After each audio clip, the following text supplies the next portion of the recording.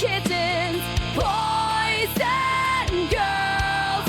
He is carnivore and he hopes all is worn well in your world.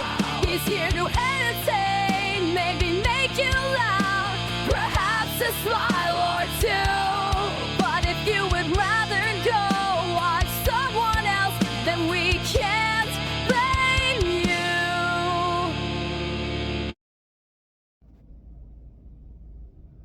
Because this movie I had to see at a different location than the theater that I typically go to, I wasn't able to do a before little snippet of the poster while I say, here I am at the movie. I'll give you a report when I get inside. So accept this JPEG and me explaining as, compensation.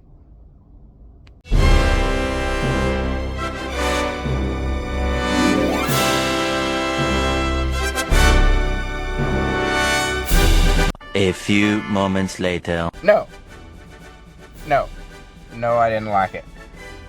For many reasons. for many reasons. We'll start off with number one. I don't find David Cornswat, whatever his name is, I don't find him as a believable Superman.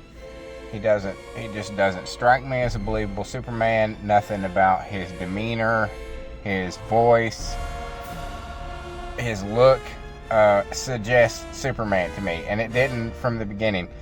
On top of the fact that they put an atrocious Superman suit on him, the most watered down, generic, fucking sci-fi oriented, let's make him Superman but not really kind of fashion that you can do. And Millie Alcott is pretty much right in that same vein as far as Supergirl goes. Neither one of them look the part.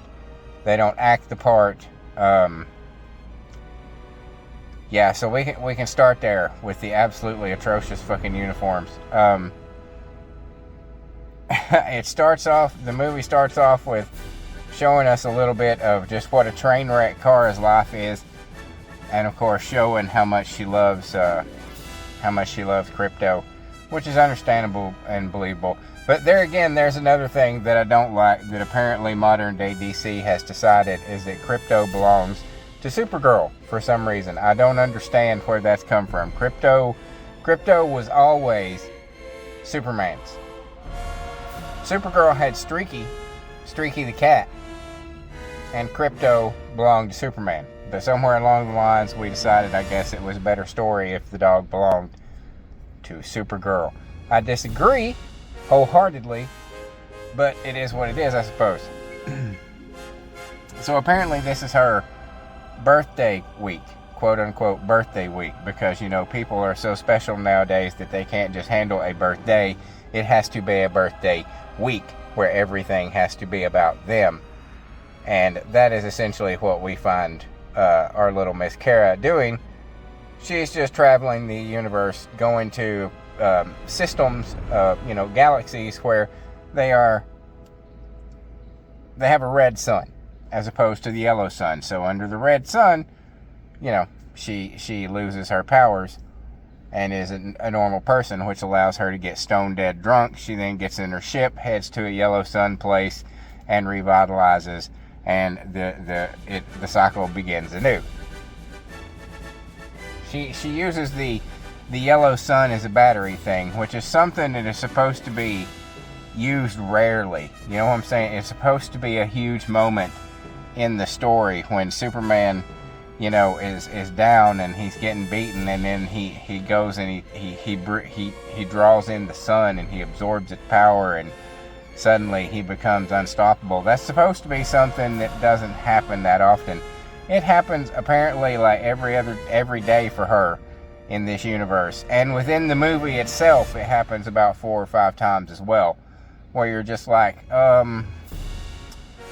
okay, we're going back to this again, are we? This is just a magical solution. She can't just be a winner. You know what I'm saying? She can't just be superior to the enemy. No, every time she's got to go do this, you know, essentially this plot MacGuffin, this magical get out of jail free card. Okay, and then she flies up and she gets some sun. So it's overutilized as a plot device in this movie. The effects of the suns and how it works. It's really overused. I'm not sure why we had to have the story that we had. It all begins when we see this family literally out in the middle of nowhere, and apparently the father is some kind of, you know, expert weapons maker. He makes swords and shit like that, and this criminal organization comes to get all the swords. They give them all the swords, and of course some stupid shit happens with their kids, and everybody but the little girl is killed and butchered. And then the little girl decides she has one sword left. She has one sword she keeps, and she goes with her. Now, and looking for revenge. Just happens to stumble into a bar where, you know, fucking Supergirl was being drunk and stupid. And some shit ensues. Now, they come looking for this girl and this sword. I don't understand why. It's never really given any significance as any kind of, you know, necessary weapon or essential weapon. I guess we're to assume that he was just upset that somebody got away with one out of the entire armory. I'm not exactly sure. That was kind of like, oh, wow, what's the motivation here? But so there it is. There's that part of it. A lot of hijinks ensues, a lot of attempts at some action scenes that are just, they're crowded, they're not done well. They're done in such a way that it's kind of hard. There's a lot of those really fast and then it slows down, and then really fast and then slows down. You know, that too was kind of overused a little bit as sort of a gimmick of, you know, showing how fast she is, I guess. I don't know. Her portrayal as the character is it's not good. It's just she's just a bitch. She's just a drunken fucking goddamn opinionated ignorant bitch. Is essentially what she is. Just an absolutely irresponsible creature. It tries to give you some of her backstory here and there, some of the little scenes of Krypton, and oddly, her parents are oddly Jewish. I don't know if that was intended to be for some reason, but they really come the fuck off as Jewish, all the way from the language that they're speaking to the actors that portray them. It's just like, is it, or what, or is this intended to imply something? I'm wondering,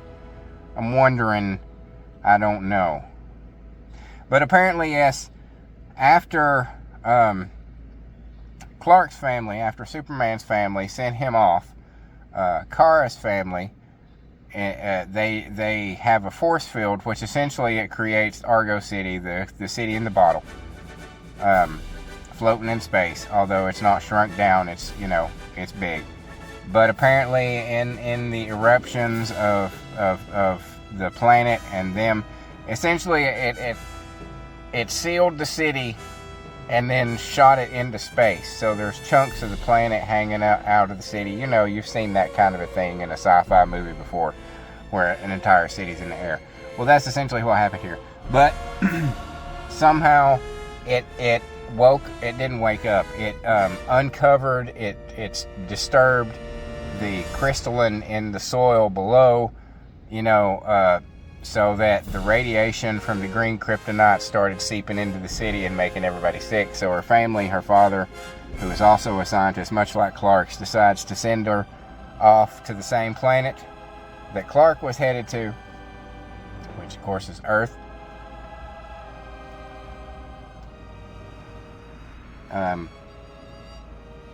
We get a scene or two where they're being introduced, and Clark is just being really just not Superman. not Clark. He's just, that guy's just not Superman. I'm sorry, he's just not Superman. He's just not. Oh God, it was just a bad movie.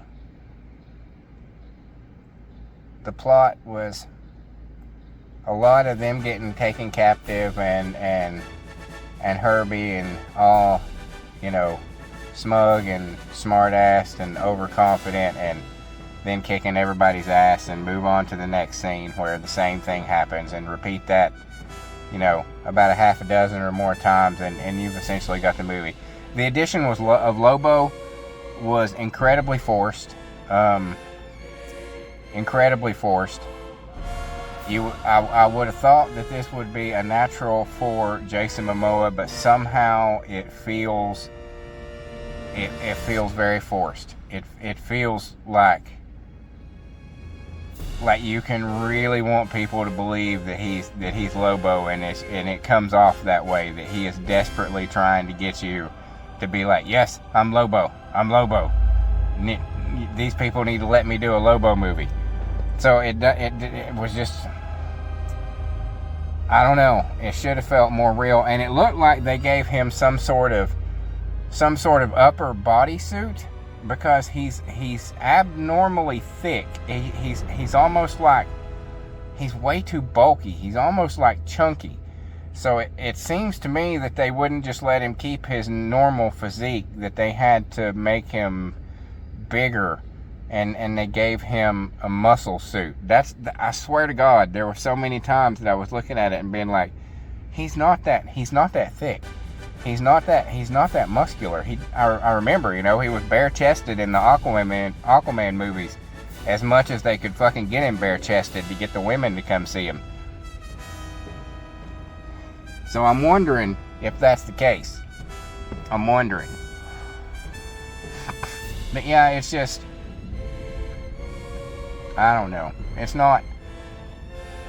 It's no wonder that it's doing horribly right now, because it's not good. It's not good. It's amazing to me how James Gunn's style can make everything seem so tiny, can make an entire universe seem so fucking small. And that's what this movie was. It felt so small. It didn't feel grand. It didn't feel epic. It didn't feel like, you know, she was gallivanting all over the universe like was supposed to be the whole point of the story. It felt like she was just going down to the local bars. I mean, there were so many scenes that were shot in space, and yet it still felt so small, so contained, so finite. And it was just like, I'm starting to think that it's something to do with James Gunn's style, and that the Marvel influence, you know, because that's a machine that is almost more in charge of the movies than the directors themselves, is what gave that Guardians of the Galaxy the life that it had. Had it been, I think if it had been solely up to him, it wouldn't have felt as big as it ended up being, because this movie, goddamn, it just felt so insignificant. It felt so unimportant and so tiny. And this is the second movie for your fucking universe. God damn. Oh. The resolution to the movie I didn't like. You know, spoiler alert, Supergirl kills the main bad guy at the end.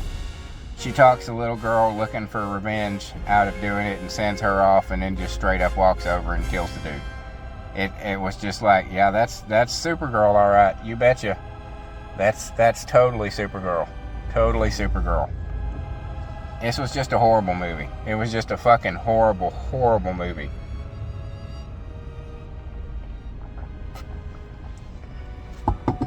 I do not recommend it to anybody.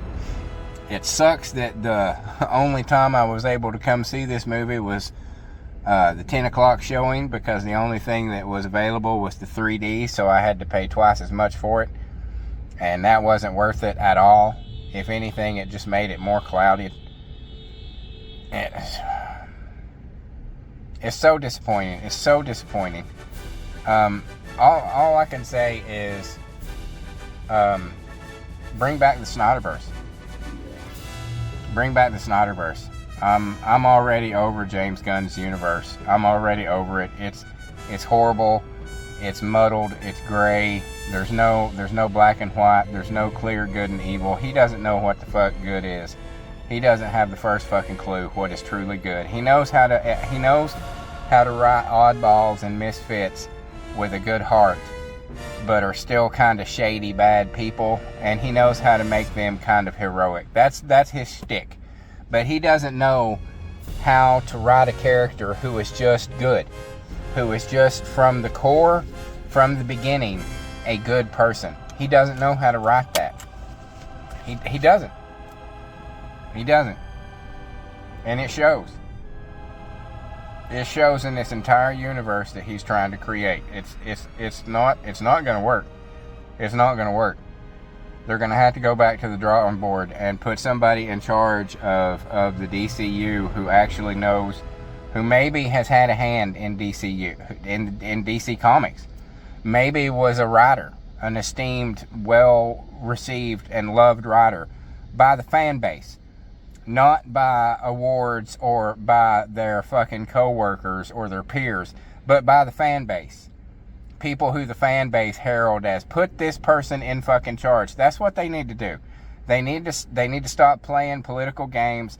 They need to stop trying to find, established fucking people, established creators, established directors, and they need to start looking in the actual field where these stories and these characters come from to build these universes, because they will do it with the care and the respect and the love that it deserves, that it needs to be realistic, to be real, to make it matter to people.